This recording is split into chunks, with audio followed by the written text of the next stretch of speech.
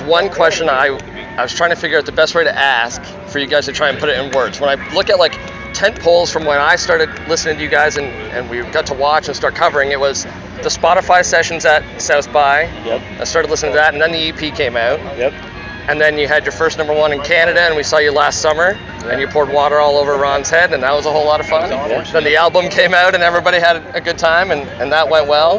And now you've got platinum plaques. Yeah. Are there words for that journey? What's that been like for you guys? From like the, okay, we're doing this, to where you're at now. Do we get one word apiece? Any words? A whole bunch of words if you have them. I'd just say at this point grateful, because the road has been, a lot of fun, and as you realize in your dreams, it's great, but it's not an easy road. I mean, to really break through, we're coming off, when we finish this year, it'll be 2 years of the hardest touring, recording, working that we've ever done in our lives. And I mean, we're talking about clocking 600 plus days out in 2 years. So, to any artists that are out there listening, it's awesome, and it's fun to get to celebrate these accolades, and these are the high points.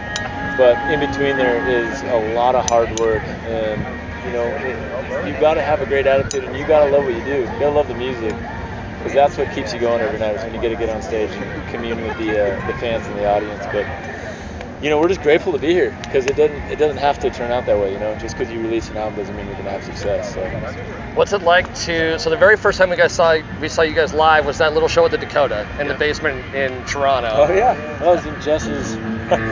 Jess is about ready to have a baby. Yeah. Yeah. To be able to play, is it still cool to be able to? Do you guys still get to do those small little venues? Yeah, we just toured in Europe early this year, and we're going back, and those are much smaller clubs for the most part, some theaters and stuff. So yeah, we at our heart, as I think any artist always loves doing those shows, just because of the intimacy and the real connection that we have with the fans. But we still do them here and there. Is there anything special about the Canadian fans for you guys, knowing that #1 came first here, and that you guys have been able to do the festival thing and like the Tim and Faith dates? Yeah. Is there something about coming up here that clicks for you guys that you like a lot? Yeah. Starting out with those Tim and Faith dates, those were by far the biggest shows that we'd ever done at that point. That was crazy for us to get up on that stage and do acoustic opening for them. So those were really special, and that was kind of our entry into Canada. And then coming here and getting to play this festival last year, and so many, we've kind of been almost from coast to coast in Canada, and not even come close to seeing all of it, but we love Canada. Some of our best fans are up here, and it's just a beautiful place to come play. Nice. Is there anything else that's coming up that you want us to make sure people know about? Yeah, we've got, we released 2 songs for Spotify, 2 live tracks that we cut. Burnout, and then one is called special called Turn to Dust.